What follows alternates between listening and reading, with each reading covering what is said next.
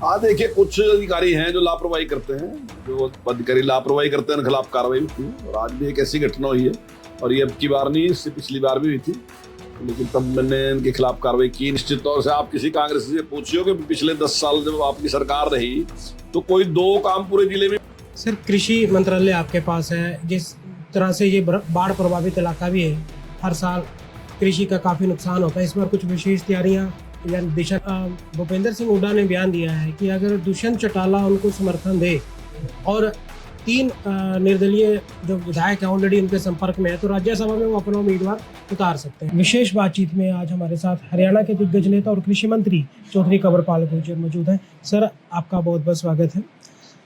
Sir, सबसे पहले ये जानना चाहेंगे कि अब चुनाव सिर पे हैं, तो किस तरीके से तैयारियां हैं? और देखिए, जैसे आपने कहा कि भी अब नहीं, 2014 से अभी तक मैं रेगुलर शुक्रवार को बैठता ही लोगों की समस्याएं सुन रही है, और उसके साथ सोमवार शुक्रवार को लगभग पूरा दिन में रहते हैं, और सोमवार को जब तक लोग मिलने वाले आते हैं तब तक उनकी समस्याएं सुनते रहते हैं। तो पिछली बार भी मैं प्रतापनगर, खिदराबाद और छछरौली और जगाधरी में बैठ के अलग अलग जगह पे भी सुनता था समस्या।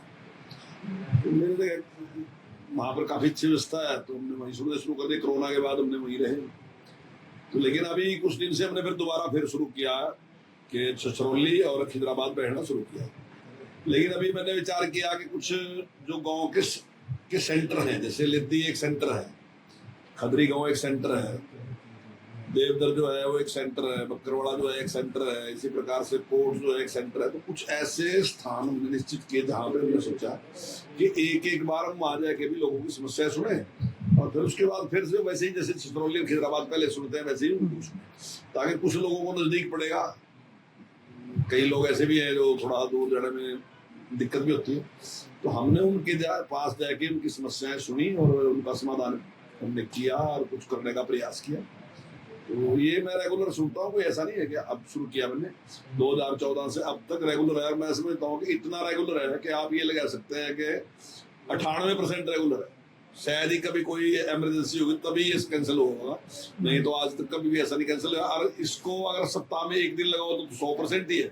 सोमवार का शुक्रवार को तो पक्का ही बैठे होंगे कभी न कभी, लेकिन मैं हर एक सप्ताह में सोमवार और शुक्रवार लोगों की समस्या सुनता हूँ। तो सर, जिस तरीके से जो समस्या आ रही हैं, कुछ अधिकारी कर्मचारियों की लापरवाही भी सामने आई है, कुछ ऐसा एक्शन भी देखने को मिला है आज?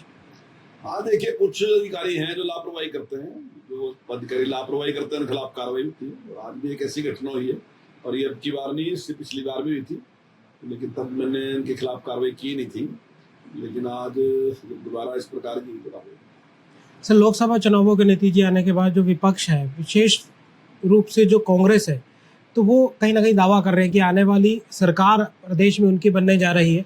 भारतीय जनता पार्टी पर आरोप लग रहे हैं, भ्रष्टाचार के लग रहे हैं, काम नहीं हुआ है, इस टाइप से लग रहे हैं। उनको किस तरीके से देखते हैं हम? काम तो अभी आप किसी भी विधानसभा के लोगों को इकट्ठा करो और उनसे ये कहो कि जी आप कोई हल्के के 2 काम बड़े बताओ जो काम आप करवाना चाहते हैं नहीं हुए, तो कहीं भी आपको काम नहीं बताने वाला कोई मिलेगा। कौन सा काम करवाना हमने, वो सारे काम कर दिए हमने। चाहे वो कॉलेज बनाने की बात थी, चाहे वो ITI बनाने की बात थी, चाहे वो हॉस्पिटल बनाने की बात थी, चाहे सड़कें बनाने की बात थी, हमने तो खेतों के रास्ते बनाने शुरू कर दिए। तो वो सारे काम कर दिए। हाँ, ऐसा नहीं कह रहा कि काम बिल्कुल खत्म है, रूटीन में चलते ही रहेंगे। कहीं गली बनेगी, नाली बनेगी, कोई पुरानी है वो टूट के बनेगी, कहीं बिल्डिंग की दोबारा रिपेयर होगी, कहीं नहीं बनेगी, ये तो चलते रहते हैं।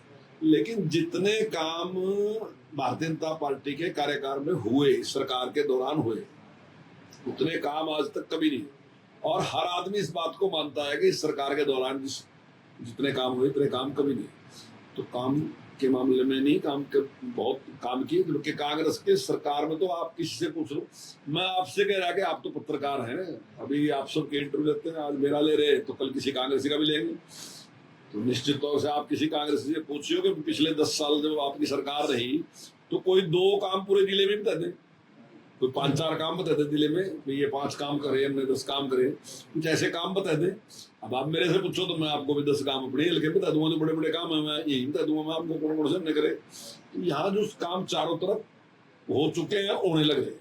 तो वो मैं समझता हूँ पिछली सरकार ने जिस प्रकार का पक्षपात किया और जिस प्रकार से जनता का विश्वास समाप्त करने का काम किया पिछली सरकारों ने, कि भाई अगर किसी को नौकरी मिलेगी तो उस पारस से मिलेगी, पैसे से मिलेगी, या जो नेता प्रभावी है उसके इलाके के लोगों को मिलेगी, तो वो सारी चीज जो एक लोगों का जो आत्मविश्वास था जो खत्म हो गया था काबिलियत के ऊपर से, उसको हमने दोबारा पुनर्जीवित कर दिया उसको।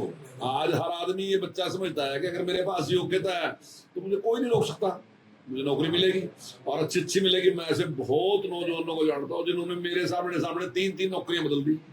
वो पहले किसी और पे लगे थे, दूसरी बार किसी और पे लगे, तीसरी बार और अच्छी पे लगे। तो वो सोचते हैं कि पैसा तो खर्च नहीं होना कुछ भी, अब तो ईमानदारी से मिलेगी। तो उसका लाभ जनता को मिल रहा और उस विश्वास को कायम किया। सर, कृषि मंत्रालय आपके पास है, जिस तरह से ये बाढ़ प्रभावित इलाका भी है, हर साल कृषि का काफी नुकसान होता है। इस बार कुछ विशेष तैयारियां या दिशा निर्देश आपकी तरफ? देखिए, जब से हमारी सरकार आई हमने काफी इसमें प्रयास किया। हमारा सबसे ज्यादा नुकसान जो होता था वो इसी लेदी साइड में होता था। यहाँ से जो फ्लड जो आता था लोगों से निकल के, त्याड़ों से निकल के इस प्रकार से जाता था और ये सारे गाँव में नुकसान करता था। तो हमने हर बार उसमें प्रयास किया और नुकसान कम हुआ और अब की बार भी हमने पटड़ी बांध रखी। लेकिन कई बार फ्लड ज्यादा आने के बाद कई बार टूट भी जाती है, ऐसा होती है घटना, लेकिन लगभग हमने काफी अच्छा उसको कवर कर दिया। अब मैं समझता हूँ नुकसान के चांसेस कम है। तो सर, इसके अलावा भूपेंद्र सिंह हुड्डा ने बयान दिया है कि अगर दुष्यंत चौटाला उनको समर्थन दे और 3 निर्दलीय जो विधायक हैं ऑलरेडी उनके संपर्क में है, तो राज्यसभा में वो अपना उम्मीदवार उतार सकते हैं। आप किस तरह से देखते हैं? देखिए, पहले उन्होंने जवाब दिया था कि हमारे पास नंबर नहीं है इसलिए हम कैंडिडेट खड़ा नहीं करेंगे। अगर अब वो दोबारा कह रहे हैं कि वो कैंडिडेट खड़ा करेंगे तो स्वागत है, तो उनका अधिकार है, खड़ा कर सकते हैं वो। लेकिन हमारे पास पूर्ण बहुमत है, निश्चित तौर से जो कैंडिडेट है निश्चित तौर से हमारे कैंडिडेट जीतेगा। सर, लोकसभा में जिस तरीके से राहुल गांधी की तरफ से बयानबाजी की गई भारतीय जनता पार्टी को, और एक तरह से हिंदू को टारगेट करके बोला गया कि ये हिंसा करते हैं, जबकि धर्म जो है वो हिंसा नहीं सिखाता, इसको आप किस तरह से देखते हैं? देखिए, उनका जो बयान है वो बिल्कुल गैर जिम्मेदाराना बयान है। लेकिन अगर मैं इसको खाली गैर जिम्मेदाराना नहीं कहूँ ना जी, तो उससे ज्यादा है, ये कुछ टारगेट है। मतलब राहुल गांधी ऐसा नहीं है कि पहली बार ऐसी बात कह रहे, उसके कुछ समर्थक हैं वो कह रहे हैं कि नहीं वो ऐसा नहीं कहना चाहते, ऐसा कहना चाहते, लेकिन उसने अपने आप कहा कि मैं ऐसे ही कहना चाह रहा था, मैंने कह दिया जो कुछ कहना था। उसके टारगेट पे हिंदू, ऐसा नहीं है कि वैसे ही निकल गया। भगवा आतंकवाद किसने कहा? पूरी दुनिया में आज तक जो हमारे दुश्मन भी है उन्होंने भी नहीं कहा कभी आतंकवाद तो भगवे को। सारी दुनिया मानती है कि सबसे उदार विचार अगर कहीं है तो वो हिंदुत्व विचार है। देखिए, हमारे से उदार क्या होगा? हमने तो कभी मत पंथ पे किया ही नहीं। हमारे यहाँ तो 6 दर्शन है, 6 दर्शन में से एक दर्शन ऐसा भी है जो परमात्मा को ही नहीं मानता। हमने उसको भी मान लिया दर्शन को कि आपका भी दर्शन है, पढ़ लो जिसने पढ़ना है। उसको ऋषि मान लिया जिसने वो लिखा चावल को। हमने कहा इसको पढ़ लो, जिसने मानना मान लो। हमारा मानना है कि परमात्मा को जानने के अलग अलग रास्ते से, जो सा रास्ता आपने ठीक है वो मान लो। लेकिन दुनिया में इस प्रकार की छूट नहीं है। दुनिया कहती है कि मेरा रास्ता ही है, केवल और केवल मेरा रास्ता ही, यही रास्ता सही है।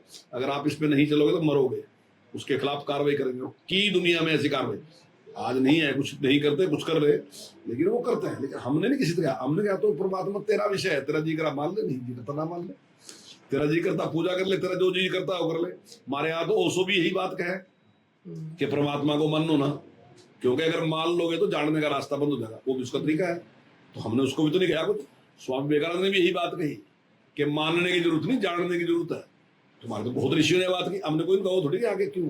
हमारे कुछ ऋषि ऐसे भी है कि भगवान जानना बड़ा मुश्किल है, पहले मान लो, फिर मान का फिर जान लो, तो अलग अलग है। तो हमने किसी को रोका नहीं है किसी ने, हम तो बहुत उदार है। लेकिन राजीव गांधी ना राहुल गांधी कोई ऐसा नहीं है। राहुल गांधी ने हर बार इस प्रकार के अटैक हिंदुत्व पे किए, चाहे वो भगवा आतंकवाद कहने की जरूरत है, चाहे उनका ये कहना कि सनातन को खत्म करना, चाहे उनका ये कहना कि हिंदुत्व को खत्म करना। ऐसे बयान लगातार होते रहे, पहला बयान थोड़ी है उनका, वो तो टारगेट करते हैं। अब सवाल उन लोगों के पास है कि जो लोग उसका समर्थन कर रहे हैं, अब वो जवाब देंगे क्यों समर्थन कर रहे हैं। ऐसा गलत व्यक्ति लीडर है, और उस देश में जो जिस देश के कल्चर के, जिस देश की संस्कृति के, जिस देश के धर्म के खिलाफ बोल रहा है, और वही आदमी उनका लीडर है। तो ये उनके ऊपर प्रश्न चिन्ह है, वो जवाब दे इसका। कि क्यों उनका लीडर ऐसा है, और अगर लीडर है तो सब जिम्मेदार है इसके लिए। सर विधानसभा चुनाव बहुत पास आ चुके हैं और जिस तरीके से निर्मल सिंह अभी अम्बाला में धरना प्रदर्शन भी किया उन्होंने इस चीज़ को लेकर कि शंभू बॉर्डर खोला जाए, व्यापार को बड़ा नुकसान हो रहा है। आप कृषि मंत्री भी हैं, आपको क्या लगता है कि भी इस चीज़ को किस तरह से देखते हो? देखिए, पहले अव्यवस्था फैलाने वाले नहीं लोग, यही लोग उनको भड़काने वाले लोग हैं, इन्हीं के लोग बीच में जाके वो सारा अव्यवस्था फैलाने वाले लोग हैं। अब अगर सरकार ने रोका वहां से, इसलिए रोका कि वहां ना जाए दिल्ली, क्योंकि वहां अव्यवस्था है। तो मैं समझता हूँ कि इससे पूरे हरियाणा को भी नुकसान हो रहा है, पंजाब को भी नुकसान हो रहा है।